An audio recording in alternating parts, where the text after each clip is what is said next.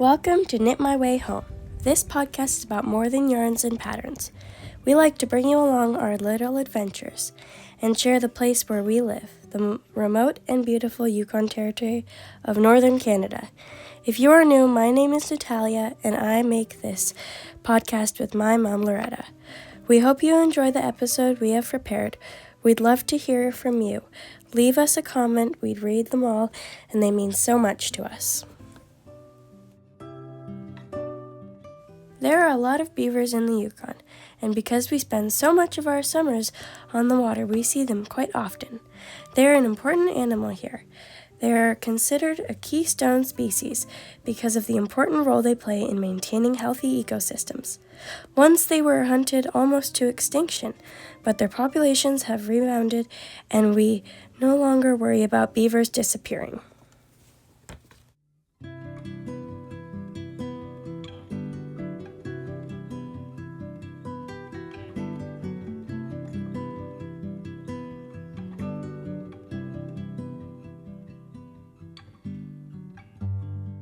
We have a very special treat for you in this episode.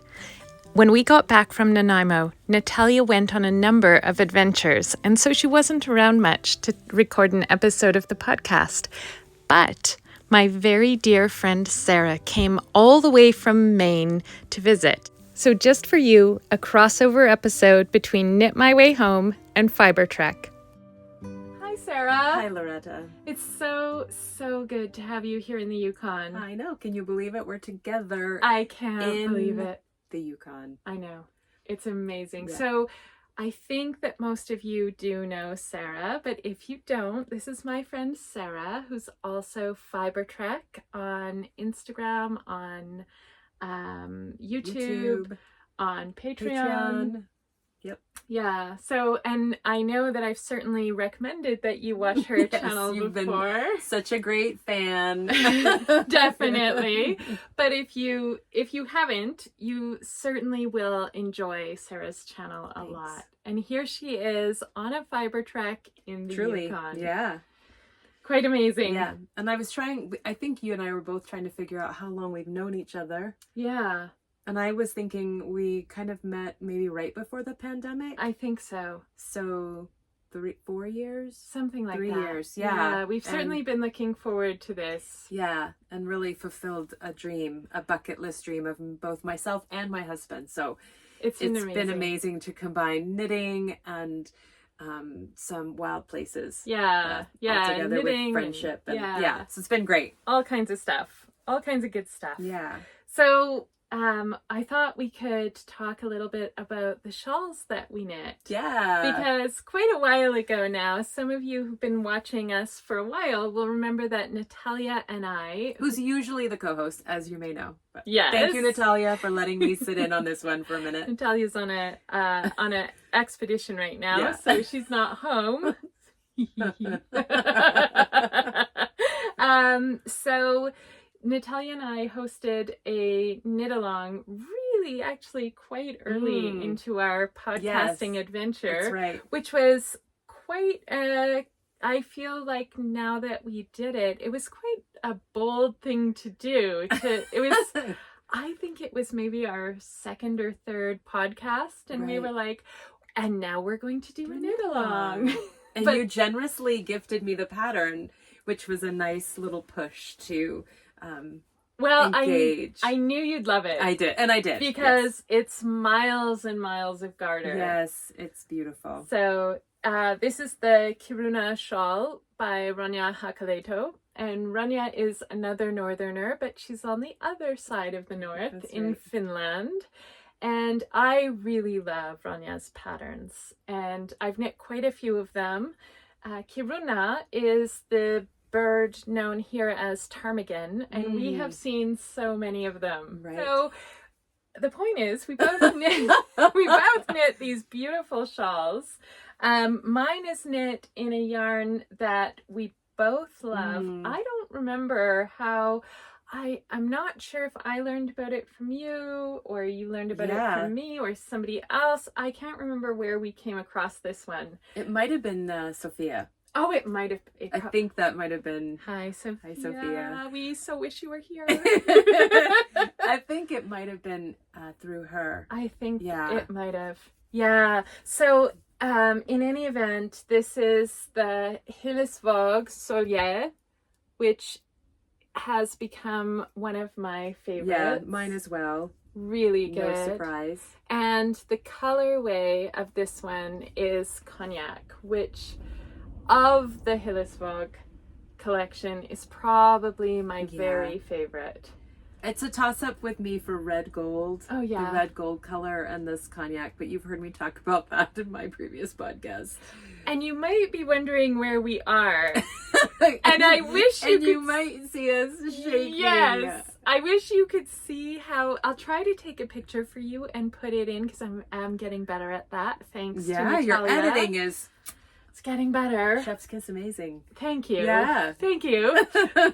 So we are inside of the RV that we rented. Yes. So we really enjoy renting an RV from time to time and taking it out because, as you know, because we've told you and shown you, we really live in the wild here.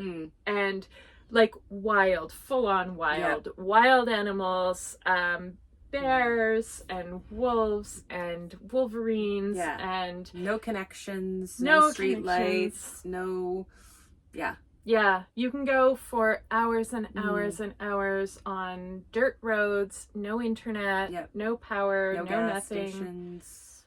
So it is awfully luxurious to be able to come inside from an adventure outside and turn the gas on and have a hot cup of coffee. It is amazing. It's also amazing to do that in a Walmart parking lot and have your lunch. As I said to Rob, I was like, I love this little cozy nook. And we've been playing cards. It's just a really super comforting, like you said, to pull off. Let's have some lunch. Make your coffee, it's all right here, and then you get to sit back and there's storage. So you can bring your yarn stash with you, which we did. In fact, we did some drop-offs along the way. We did some yarn muling. We did.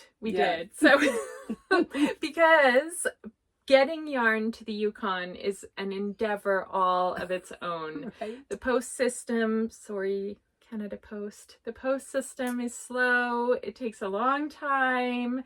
It's not cheap, and and now you know why. Yes, now that you've seen it, driven it, and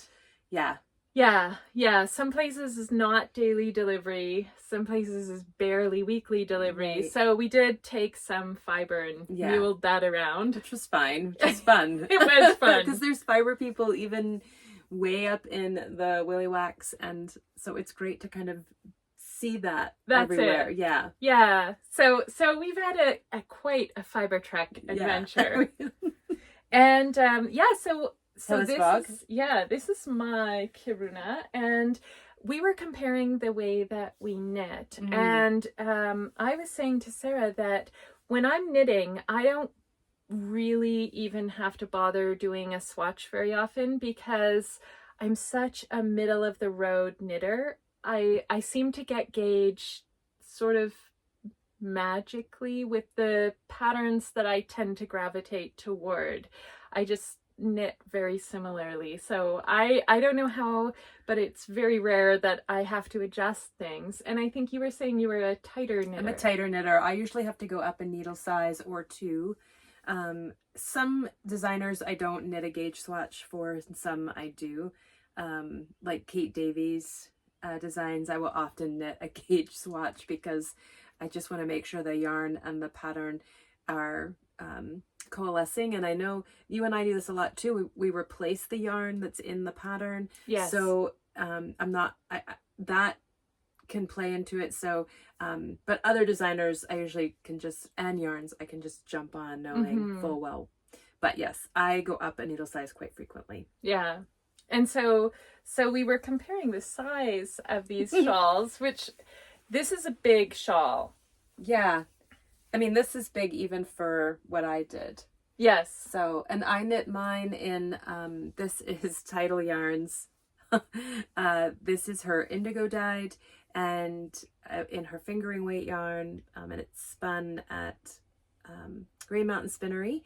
And so it has a very squishy, kind of dense hand compared to the longer staple fibers that in the Solia. And I think the shawls reflect that quite well. I do. In the way they performed. So this has got a little bit of bounce to it, and yours is a little bit more beautiful drape. Mine is quite drapey, and I think that's coming through. So along the bottom edge there's a lace pattern, and Sarah's lace, because of the bounce of the yarn, her lace, which unfortunately you cannot see as well as I can see it in person, but her lace, just because of that bounce, wants to hold that. It really shows up well, whereas mine, because it's more drapey, that lace kind of disappears a bit into the draping of the shawl. But they're both really beautiful. Yeah. And obviously in person you would be able to see the texture and all of those pieces that go into it. But and so it's been fun wearing them. We've been nerding out. Definitely. With our matching shawls. So tell me a bit more about Tidal Yarns, because I know that you like to knit with Tidal Yarn. I do. I have been admiring the sweater that she's wearing, which is a Steingass design. Which one is this one? I think it's Tresta. Tresta. Yeah. Okay. So and I actually cast that one on, and then I didn't do the gauge swatch. And it turned out huge. What were you just saying about your magical self? Right? I'm a magical gauge. I'm so perfect. Till I'm not. Till I made this huge one. And the yarn that I used for mine is alpaca. So I pulled it all apart because that's going to grow. Alpaca grows. So I've been admiring it on you and secretly feeling very sorry for myself. Because I love the pattern. And in truth, Tidal Yarns, she runs a New England circuit in the northeast of the United States. And she doesn't sell online. And so you have to kind of be in person. But I'm using that as collateral to lure Loretta and her family to Maine. So one reason to come, not myself and Rob, but definitely to get Tidal Yarns. And so she is a dyer out of Connecticut, and I interviewed her, and you can pick that up on my channel. But she does all natural dyes, and she also procures the fleeces and sorts and what's the word I'm looking for? Sorts and skirts, fleeces from her local area, and then sends them to the Green Mountain Spinnery. And she has worked as a cheesemaker. She's worked as a shepherdess. She's an adept gardener, and that's really her passion. So she's combined that kind of knitterly self and her gardening. And she does use a lot of her own dye plants, and she has a range of beautiful colors. What I like a lot about Patricia's palette, it's very moody, and she's over dyeing on gray tones, and so it just gets this really kind of earthy, moody. That's my favorite. Yeah, Lord of the Ringsy kind of palette, hobbity palette. So I think that's why I gravitate towards her. And I also really love that the yarn's very consistent in color and in skein. And so, so I know exactly what I'm getting when I go to her booth, and it's hard to resist when you see it displayed. So, and then this is a Jen Steingass. I've knit quite a few of her patterns because, again, and she's in Maine. She's in Maine as well.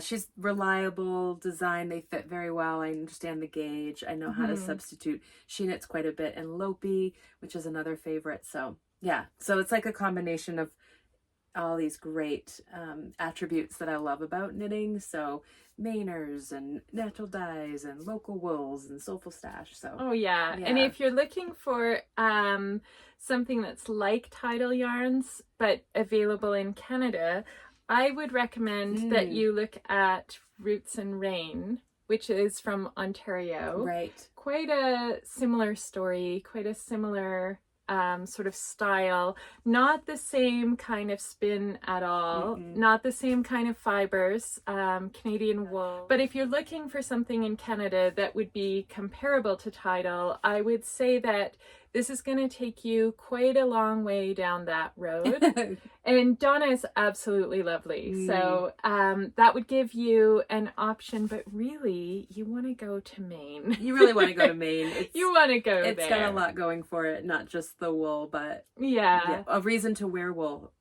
Yes, because chilly and damp, like here. Maine. So that was one of the things when Sarah was coming. I was telling her, it's not warm, and then it turned out to be 30 degrees and boiling. And you and I were both like slightly undertone of like anger. We were just always angry when we got out. We're like, because we just wanted to wear our sweaters and like these beautiful landscapes, and we were just sweating and wearing linen and short sleeve shirts. So, but it's taken a turn now outside. We're into full on fall, and we're like that overnight. Yep. And we're wearing the woolies. Yes. This one you've seen many times. This is a favorite. This is Anne Vansel from Denmark. This is her Badger and Bloom, and I knit this one in Nutiden, which I ran with I do not remember the mohair, but I ran it with mohair. There is a project page on Ravelry, which is Donna's Daughter. It's not the same name, but you can find it there. And there is a project page. I'll put stuff in the description so that you can find out more about what we've been talking about. But it's just been so great to have you here. Yeah, like I said in the beginning, it's just been a dream come true. Absolutely. I can't say enough wonderful things about the Yukon, and I would highly encourage you to put it on your list for not only majestic and inspiring wild landscape, but friendliest people and some of the best baked goods I've had. It was funny because everywhere we went there were baked goods. It didn't matter how remote we were. There was like cinnamon rolls. So it fulfilled a number of cozy elements for me, which was coffee and good baked goods, friendly people, wild places. So thank you so much for hosting us. It's been such a pleasure having you here. I'm so glad. We were very worried that we would break away in the night, and we had made a pact. And you were like, we'll definitely leave you, what was it, axe and a toilet paper. Axe and a toilet paper. You can survive. So I was like, let's just decide now if we have to part ways because we don't like each other. And you were like, well, we would never leave in the night. But we'll always leave you this and that. So can you imagine? I was very comforted by that comment. I was like, okay, at least we won't be left in the lurch in the middle of nowhere, because we've driven into some middle of nowhere type places. We have absolutely driven into some middle of nowhere type places, and we're in one now. And so I'll take some pictures, I'll put them in, but Sarah and I are getting hungry. I want coffee. Sarah, I've promised. Which we can make right here in the RV. We can, but I've promised her some baked goods in the village where I'm from, so we're gonna toodle off. But I just want to thank you so much for coming. It's been so great. It should be me again, because like I got off the airplane, Loretta picked us up, we got together with our families in RVs, and we traveled together for like 6 days. It was spectacular. And that's what wool and knitting can do for you. Absolutely. So go over to Sarah's channel, Fiber Trek. I would say that you will not be sorry if you go to her Patreon as well. Her videos are amazing. Thanks. She will have some Yukon content for you. And I'm going to have Loretta over there. So true enough. Come on over. Okay. We'll see you soon. Bye. We hope you enjoyed spending some time with our dear friend Sarah of Fiber Trek. And now Natalia is going to bring us along with her on one of her adventures.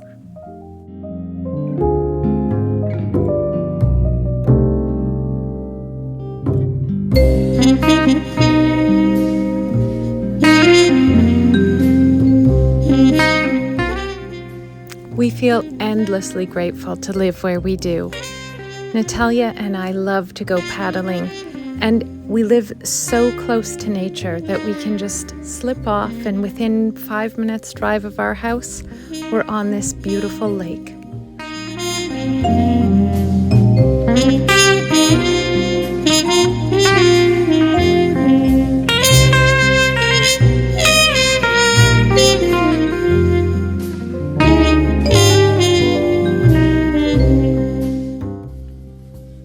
I wore my new cowl.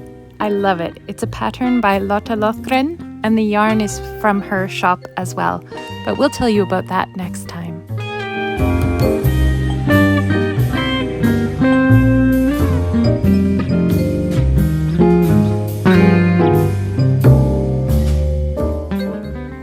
Okay, watch really closely off the bow of my boat. You'll see a beaver slap its tail.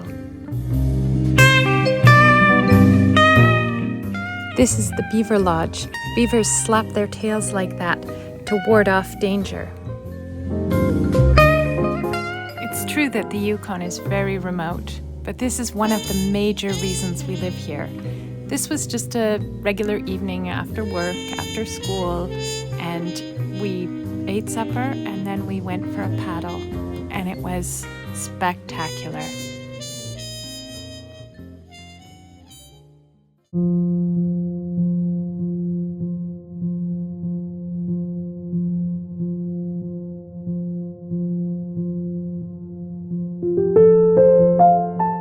Maybe you know what this is. It's called a Kelly kettle. If you haven't used one, I'll explain how it works. It's a little stove that we use to boil water when we are canoeing or kayaking. They work really well, using little bits of twigs and pine cones. We light a fire at the base. The kettle is basically a double-walled chimney. It channels the airflow up through the middle. This maximizes the heat potential of using such a small amount of fuel. It only takes a handful of bits in a few minutes to boil enough water for us to enjoy a nice hot tea after an evening of paddling.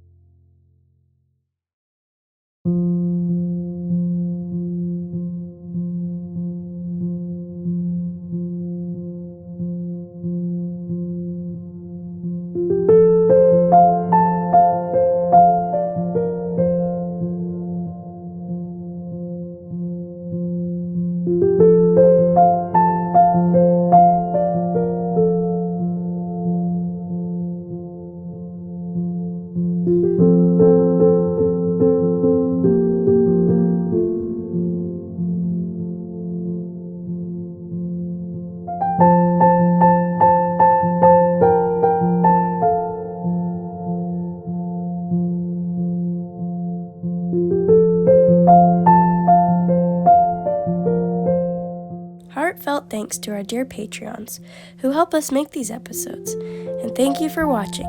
We'll see you again soon. Take care of each other.